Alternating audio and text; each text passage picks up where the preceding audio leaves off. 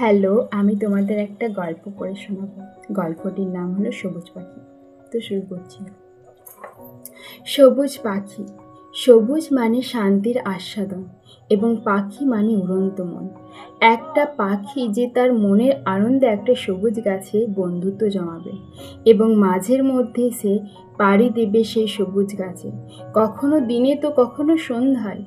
সবুজ এবং পাখি দুজনেই খুব বন্ধুত্ব হয়ে উঠেছে, যাকে বলে একদম গভীর বন্ধুত্ব। পাখিটি ছিল টিয়া।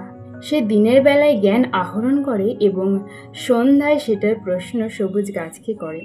সবুজ গাছ তার সব প্রশ্নের উত্তর দেয় এবং তাকে সে সঠিক পথের সন্ধান দেন, যে কোন পথটা ভুল আর কোন পথটা ঠিক।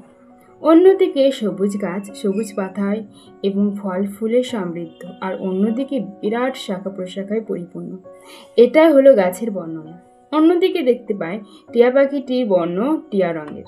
পাখিটি মাঝারি আকৃতির এবং ঠোঁটটি তার লাল, কিন্তু অপূর্ব সুন্দর দেখতে, যেন মনে হয় ভগবানের দেওয়া আশীর্বাদ তার। যদিও কোনো অভিশাপের কারণে সে পুরোপুরি পাখি হতে পারেনি, সে দিনে মানুষ রূপে এবং সন্ধ্যায় পাখি রূপে পাড়ি জমায়। ধন্যবাদ।